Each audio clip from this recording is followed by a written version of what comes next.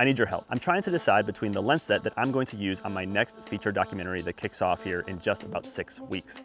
So I'm testing a bunch of different lenses, and I want you to go to the poll on my YouTube channel to tell me which lens set you think I should use on my next feature documentary. So let's go through the different choices right now with a bunch of sample footage, and then head over to my channel to actually vote on your favorite lens set.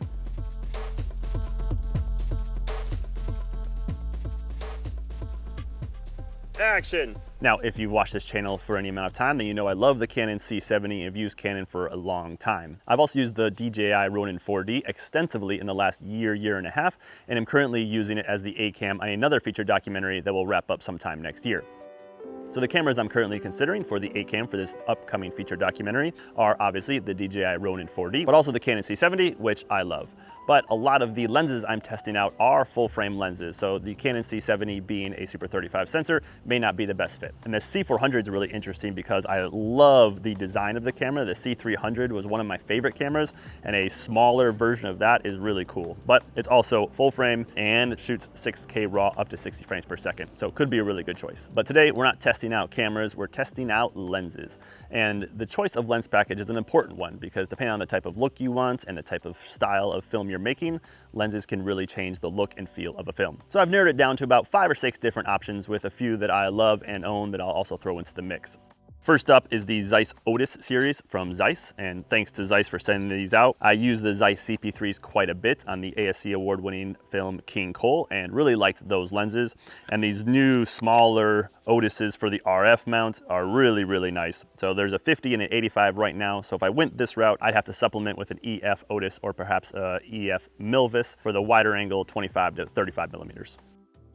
Also from Zeiss, we have their new Nano Primes, very similar to the CP3s, but a little smaller, a little more compact, a little lighter, and also a native mirrorless mount on the back. So these are an RF as well, since we're using them on the C400 and perhaps the V-Raptor. These things are built like tanks, really beautiful. Go down to a T1.5 where the CP3s topped out at a T2.1. So really love these updated Zeiss Cinema Primes.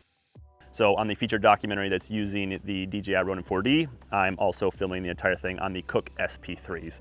And the SP3s are awesome because they have an incredible look, definitely the most unique of any lens set I've ever used.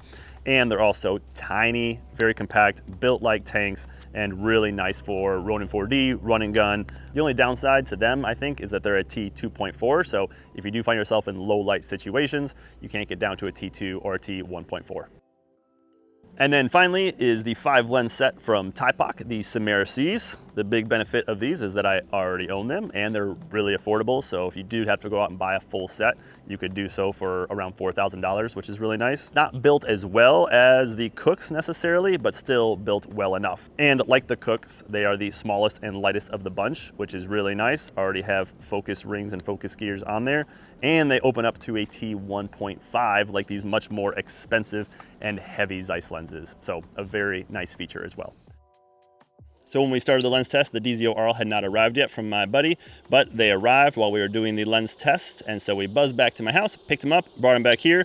And so here is the 50mm against the rest of the lenses. So here's where it gets fun. As I mentioned before, on my YouTube channel, there is a poll for you to vote which lens set you think I should use on the upcoming feature film. Is it the Zeiss Otus or the Zeiss Nano Primes, or perhaps the Cooke SP3s, the Thypoch Simera-Cs, or the DZO Arles? Let me know on that poll. Go to my channel, click on the link below, and you can find it, and tell me which one you think I should use on my next feature film.